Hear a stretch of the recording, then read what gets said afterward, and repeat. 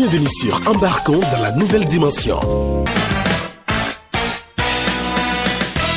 Bonsoir à tous et merci de suivre les programmes de Radio Topa. Il est 18h, heure à laquelle nous vous embarquons dans une toute nouvelle dimension. Embarquons dans la nouvelle dimension. Voici l'invité du jour. L'invité du jour. Bonsoir Monsieur Rousseau, comment vous allez? Mirabel, bonsoir. Madame Julie Keke, bonsoir. Alors, le vendredi, c'était la journée, aujourd'hui déjà, c'est la journée mondiale de lutte contre le paludisme. Et le vendredi dernier, voilà, c'était la journée mondiale de la Terre. Voilà, j'ai passé quelques éléments que vous avez suivis avec beaucoup d'attention. Absolument. Pour prendre soin de notre environnement, il faut également prendre soin de notre santé, c'est important. C'est bien ça, vous savez, c'est lié, hein, de l'environnement à la santé, ça fait un tout. Et le bien-être de l'homme passe par un environnement sain et une santé saine. Donc, la protection contre le paludisme, je pense que le gouvernement en fait déjà assez.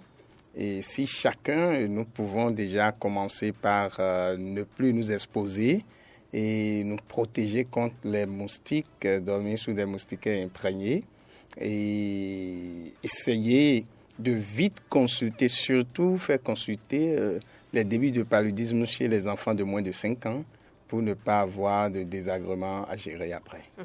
Alors aujourd'hui, eh bien, est-ce égoïste de penser à soi? C'est notre sujet d'aujourd'hui. Voilà, je vous vois déjà sourire. Pourquoi? Eh bien, oui, je suis en train de sourire parce que ce sujet me dit, l'égoïsme, il faut un peu ça quand même. Il faut être un peu égoïste pour pouvoir bien faire. Il faut penser à soi. Autrement, on risque de s'effondrer dans les autres et on finira par ne rien faire. Justement, pourquoi il est important de penser à soi?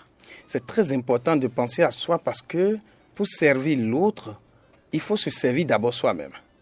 Et si tu ne sais pas ce qui est bien pour toi, si tu ne sais pas te remplir déjà sur le plan affectif, sur le plan moral, sur le plan physique, sur le plan matériel, mais tu ne peux rien donner à l'autre. Donc, il faut être teinté d'un peu d'égoïsme pour pouvoir bien faire. Et sans l'égoïsme personnel, tu ne peux rien faire là. Alors, quand dit-on qu'une personne est égoïste? Généralement, on dit qu'une personne est égoïste lorsque la personne pense trop à elle-même, selon l'autre, bien sûr. Lorsque l'alter ego pense que vous êtes trop imbu de votre personnalité, 1, 2, 3, c'est vous d'abord, et dans une discussion, c'est tout ce qui vous concerne qui est exposé, et même pour partager quelque chose, vous pensez que vous pouvez prendre le maximum de votre côté, on se dit tout de suite que cette personne est un peu égoïste. Mais en réalité, est-ce que c'est de l'égoïsme comme les gens sont en train de le dire, si ce n'est juste exprimer sa véritable personnalité? Parce qu'en réalité, si vous voulez bien faire quelque chose, comme je l'ai dit au départ... Je dis souvent que c'est de l'amour propre. Voilà. Quand on dit de l'amour propre, voilà, je l'accepte également comme ça. Parce que vous ne pouvez rien faire sans ça, en tout cas. Hein? Il faut que... Je veux dire un peu en fond. Oui, mais quand vous savez de quoi je parle. Il faut l'avoir un peu pour pouvoir bien faire. Un peu, mais pas de trop. Un tout petit peu, il faut l'avoir. À quel moment, là, on se dit que la personne en fait de trop? À quel moment? Voilà, on dit que la personne en fait de trop lorsque la personne n'arrive plus à écouter les autres. Vous savez, pour une bonne relation sociale, il faut 2 choses essentielles que je n'ai jamais cessé de répéter.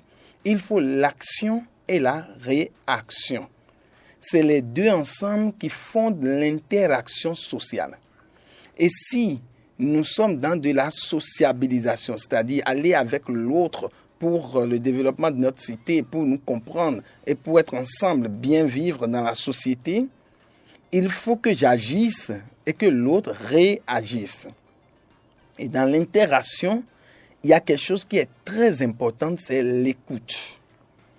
Et quand vous écoutez l'autre et vous prenez un peu de ce que l'autre vous donne à travers ce temps que l'autre prend pour s'extérioriser par rapport à un sujet, vous devez normalement prendre en compte ce que l'autre vous dit.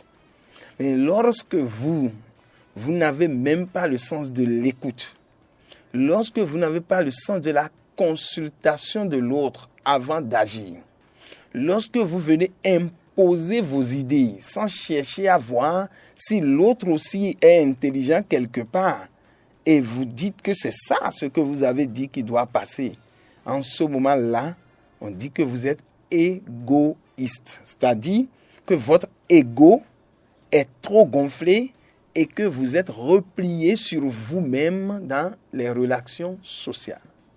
Et qu'est-ce qui peut peut-être amener une personne à plus penser à elle qu'aux autres? Mais c'est le désir de bien faire. C'est le désir de faire ce que l'on pense. Tout part de l'éducation, en fait.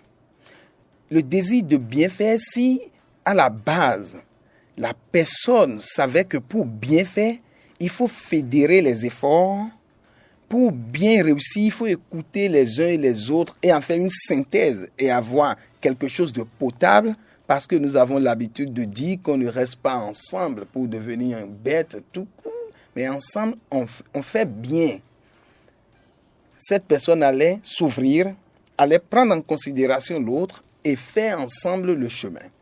Mais si de par son éducation, si de par les types de parentalité que la personne a reçus, on ne consulte pas. Un parent autoritaire, par exemple, ne consulte pas les enfants avant d'imposer quelque chose aux enfants. Si l'enfant n'arrive pas à se démarquer de cette éducation qu'il a reçue, l'enfant finira par montrer dans la société tout simplement ce qu'on lui a inculqué. Donc, généralement, c'est la fondation, donc c'est l'éducation primaire que l'enfant a reçu, que l'enfant révèle après, et on dit que tel enfant ou telle personne est égoïste, telle personne ne l'est pas. Le tout, c'est le désir de bien faire par rapport à ses aspirations personnelles. Alors, tout part de l'éducation que l'enfant a reçue. Absolument. Absolument. Vous ne pouvez donner que ce que vous avez. Mais si l'enfant décide, ça part de l'éducation. Alors, comment un parent, par exemple, peut-il, dès le bas âge, apprendre à son enfant qu'il ne doit pas penser uniquement à lui peut-être et qu'il doit peut-être s'ouvrir parfois aux autres? Et c'est ce que nous apprenons aux parents par la parentalité de manière démocratique. Il faut être un parent démocratique. C'est-à-dire qu'il ne faut pas être un parent autoritaire ni trop permissif. Il faut pouvoir discuter avec l'enfant. Vous avez certes votre point de vue. Vous avez certes en tant que parent la décision que vous voulez pour votre famille, pour vos enfants. Mais vous montrez aux enfants que vous venez discuter. Vous montrez aux enfants qu'il faut les écouter. Et la décision finale, même si c'est votre décision, vous rappelez dans votre décision que vous avez pris en compte ce que chacun a dit.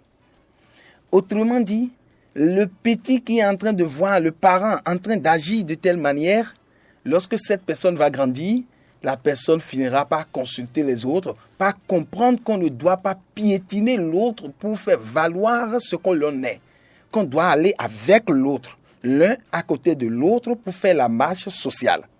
Mais si on pense qu'on peut bousculer l'autre pour se mettre devant, mais ça part de l'éducation. C'est la maison qui donne ce pli-là à l'enfant. Donc, lorsque la personne adulte d'aujourd'hui, c'était l'enfant d'hier, bien sûr. Donc, quand on parle d'enfant, sachez que c'est une suite logique. Donc, si vous voulez que demain, nous ayons une société où tout le monde se sente à l'aise et que personne ne cherche à faire primer ses pensées, que personne ne cherche à faire primer sa propre volonté intrinsèque sur celle des autres, alors, en tant que parents, aujourd'hui, commençons par reformater l'éducation de nos enfants en leur montrant qu'il faut consulter, il faut discuter, il faut écouter l'autre pour pouvoir trouver des résolutions consensuelles et marcher ensemble pour l'application de ces résolutions-là. Alors, une personne qui s'aime tellement, qui pense qu'elle a le nombril du monde, qui veut toujours se concentrer sur elle-même et qui pense uniquement à elle-même, et une autre personne qui pense qu'elle a forcément besoin des autres pour pouvoir faire telle ou telle chose. Si on doit comparer. Oui, ben c'est ce que se dire qu'on est le nombril du monde, c'est déjà l'erreur dont nous sommes en train de parler. Parce que, je l'ai dit au départ, je vais encore répéter, dans la société, sauf si vous êtes enfermé dans votre chambre, là, il n'y a pas de problème. Mais si vous sortez de votre chambre, Vous allez dans votre cour, ça commence parce que vous aurez des voisins. Si vous sortez de votre cour, vous allez dehors. Il y a des voisins du quartier. Et là, vous êtes obligé d'aller avec l'autre. Vous n'êtes plus le centre. Vos idées ne doivent plus constituer le centre du monde à partir de là. Mais si vous êtes enfermé seul, oui, vos idées peuvent tourner autour de vous et faire de vous le centre du monde, votre petit monde qui est à côté de vous. Du coup, cette manière d'agir ne devrait pas être encouragée. On ne devrait pas encourager les enfants à agir comme ça. C'est pourquoi on essaye d'encourager les enfants à aller vers l'autre. Vous savez, le simple fait d'aller vers l'autre, de poser ses idées, de faire silence, pour écouter ce que l'autre dit, avant de partager avec l'autre ce que vous pensez, valorise l'autre. En valorisant l'autre, vous vous valorisez vous-même. Et finalement, ce que vous voulez faire dans la société, ce n'est d'ailleurs pas pour vous. Ce que vous voulez faire dans la société, c'est pour la société parce que, je l'ai dit au départ, c'est l'action et la réaction qui fondent l'interaction sociale.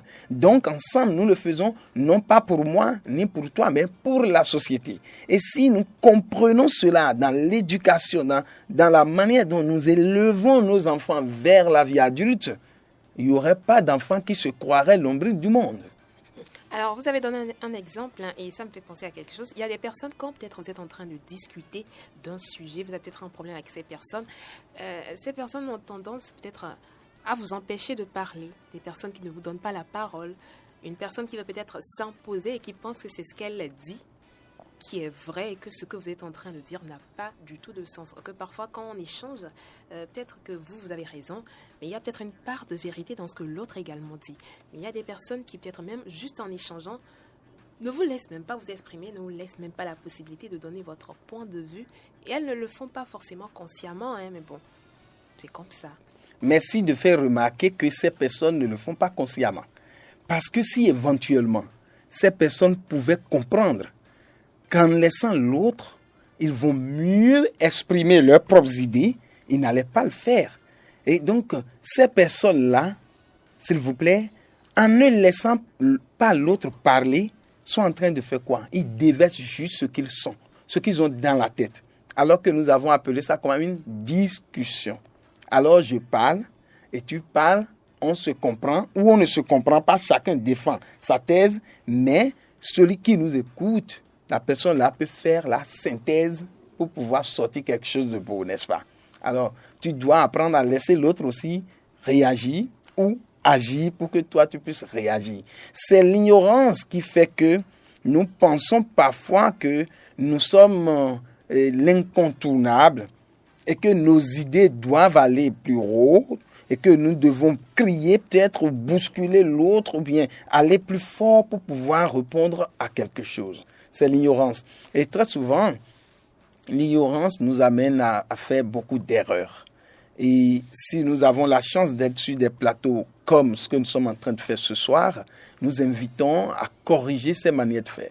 Parce que même si vous êtes en train de discuter avec votre enfant, l'employeur, pour ne pas dire le patron d'entreprise, avec son collaborateur, donc son employé, vous devez avoir la décence de laisser parler. Et là, quand l'autre s'extériorise, dans votre silence, vous allez pouvoir rajouter un petit quelque chose à ce que vous pensiez et votre réaction par rapport à son action donnerait quelque chose de potable pour l'évolution du monde.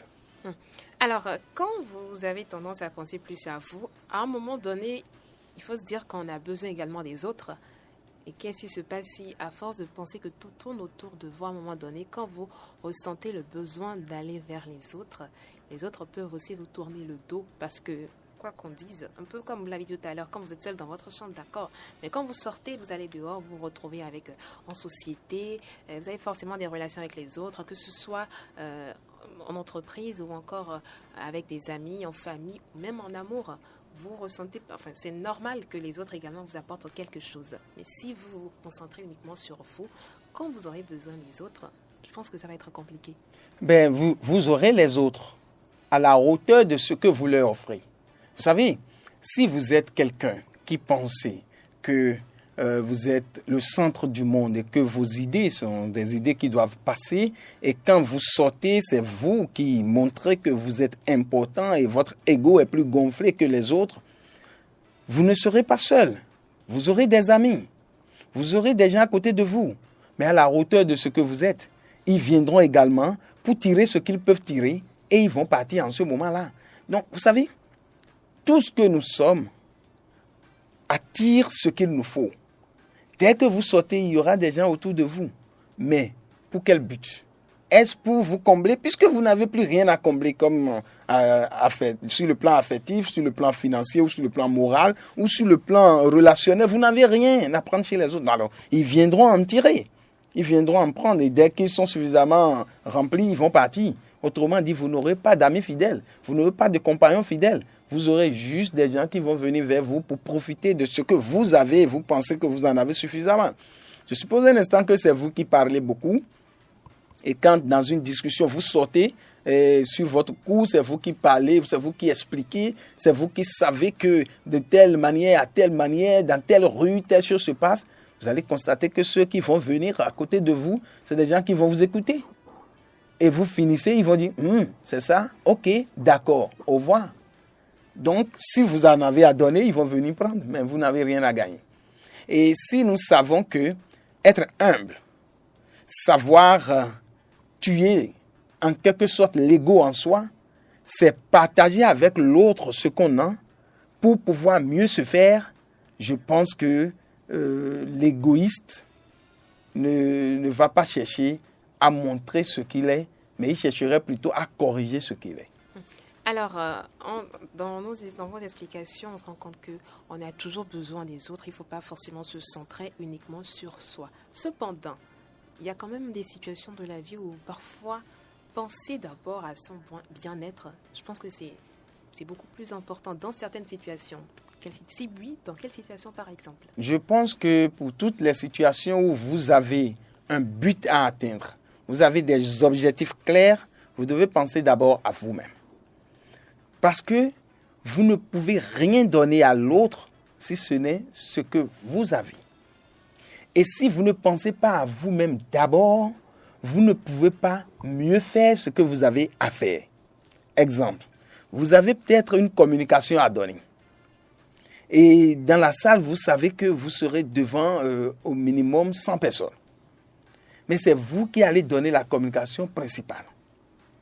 Mais si vous ne pensez pas d'abord à vous-même, à ce que vous êtes, au nom que vous portez, à votre titre, à votre qualité, pour vouloir montrer à l'autre votre valeur et le sens de la communication que vous voulez donner, vous venez devant les gens, vous n'allez rien pouvoir faire.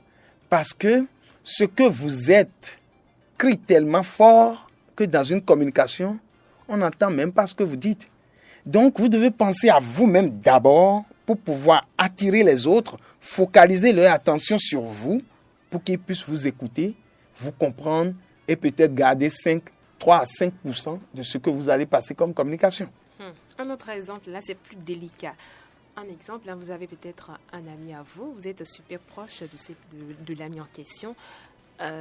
Un jour, vous avez une opportunité, peut-être que vous êtes dans le même domaine que votre ami, une opportunité qui s'offre à vous et à votre ami. On vous demande par exemple, il faut peut-être donner un coup à votre ami, voilà, pour pouvoir vous avoir l'opportunité.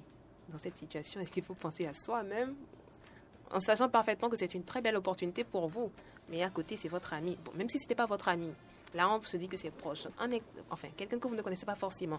Mais vous vous retrouvez dans une situation où vous êtes en train de lutter pour la même chose. Vous avez les mêmes intérêts. Voilà que vous avez envie de bien faire, de jouer au bon samaritain et tout. S'il faut penser à cette personne et le laisser avoir l'opportunité et passer à côté de l'opportunité de votre vie, ou au contraire, pensez d'abord à vous et puis voilà. Il y a des erreurs qu'il ne faut pas commettre. Il y a ce qu'on appelle le salarié protecteur. Et quand vous êtes employé, par exemple, vos collaborateurs, vous les protégez tellement que vous négligez vos propres intérêts et puis vous protégez vos collaborateurs. Et on dit que c'est très mauvais dans une société. Il ne faut pas le faire. Il ne faut pas le faire parce que là, vous êtes sur le terrain professionnel. Chacun donne selon ses compétences. Et c'est l'ensemble des compétences qui donnent la valeur de la structure où vous êtes. Et si vous ne travaillez pas à la hauteur de ce que vous devez faire et vous protégez les autres, vous faites à la place des autres, alors vous dévalorisez. Et ce n'est pas bon pour vous. J'ai donné l'exemple là pour montrer que en face du travail, du savoir-faire, c'est un challenge. Alors chacun donne ses capacités. Même si vous êtes deux frères jumeaux, il n'y a pas de coup qu'on donne à quelqu'un. C'est tel que tu peux le faire, tu vas pouvoir t'avancer. Je suis sûre que vous êtes en train de dire que quand on se retrouve dans cette situation, il faut peut-être, si vous devez peut-être avoir tous les deux une promotion, travailler au maximum, même si c'est quelqu'un que vous appréciez beaucoup, pour atteindre vos objectifs. Absolument. Mais bon, pas pour aller donner un coup dans le dos dans l'autre sens. Non, pas du tout. C'est bien de... Chacun travaille et on se met avec nos valeurs. Voilà. Et à la fin, celui qui sort vainqueur est sorti vainqueur. Il n'y a pas de difficulté là. Et chacun doit bien faire ce qu'il a à faire. Là, il n'y a même pas de coup à donner à quelqu'un. C'est l'exemple de la classe. Nous sommes des amis en classe.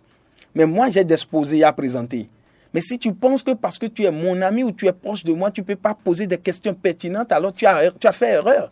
Tu ne m'as pas aidé en réalité. Mais certaines personnes pensent que parce que c'est mon ami, je ne peux pas poser des questions pertinentes. Mais non, pose tes questions. Le professeur est là pour nous aider. Ou bien peut-être grâce à mes questions, d'autres personnes vont pouvoir mieux comprendre. Mais c'est comme ça la vie doit aller. C'est penser d'abord à soi, mais à partir de soi, aller vers les autres. Aider les autres à partir de ce que l'on est soi-même. Comment penser à soi sans pour autant être égoïste? Alors, penser à soi sans être égoïste, ben oui, c'est juste se poser la question de savoir qui on est. Je suis qui? Et je peux faire quoi pour les autres? À partir de là, tu penses d'abord à toi-même. Parce que c'est ce que tu es qui peut te permettre de propulser une action dans la société pour créer une réaction de la part des autres, pour pouvoir faire l'interaction sociale productrice de richesse sociale. Du coup, qui tu es? Qu'est-ce que tu peux faire? Là, présentement, vous êtes une animatrice. Moi, je réponds à vos questions. Donc, il y a une action et une réaction. Et quelle est la conséquence de ce que nous sommes en train de faire? Éduquer la population, tout simplement. Donc, j'ai pensé d'abord à moi-même en venant ici à l'heure. J'ai pensé à mon image, j'ai pensé à qui je suis. De la même manière, vous également, vous avez pensé à vous-même en étant ici. Donc, qui je suis, qu'est-ce que je peux faire et pour quel but?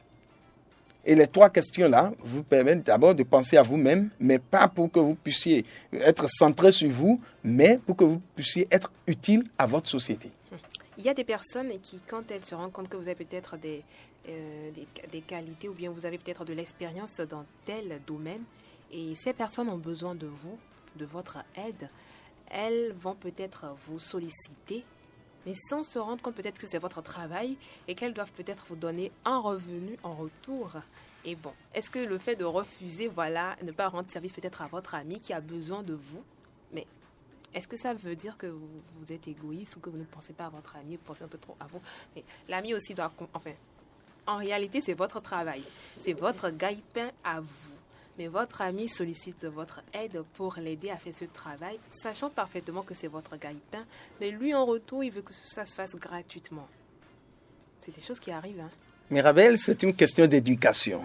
C'est une question d'éducation. Je vous donne cet exemple. Il y a un monsieur, c'est un artiste, il a sorti son album et puis des frères, des amis lui disent, toi tu as sorti ton album, tu ne me l'as pas donné pour que je puisse écouter. Il dit, mais écoutez, je l'ai sorti quand même pour faire de l'argent. Voyez-vous? Et au Ghana, tout près, j'ai remarqué quelque chose que nous n'avons pas chez nous. C'est pourquoi il a dit que c'est une question d'éducation. Le jeune est venu transporter des bagages, par réflexe, il est venu transporter, il dit, ça fait tel nombre de francs donnés.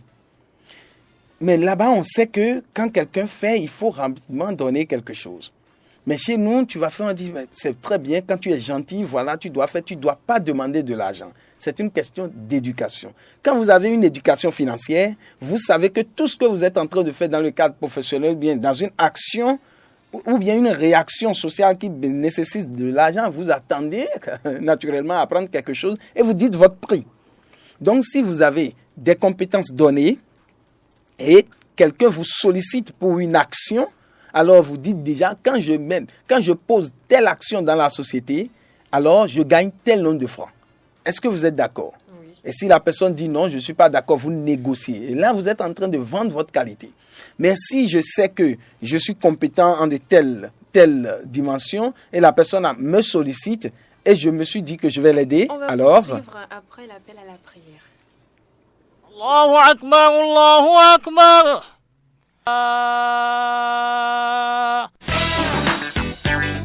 On retourne dans ce studio, c'était donc l'appel à la prière. Alors, monsieur Rousseau, tout à l'heure, j'étais en train de vous donner un exemple.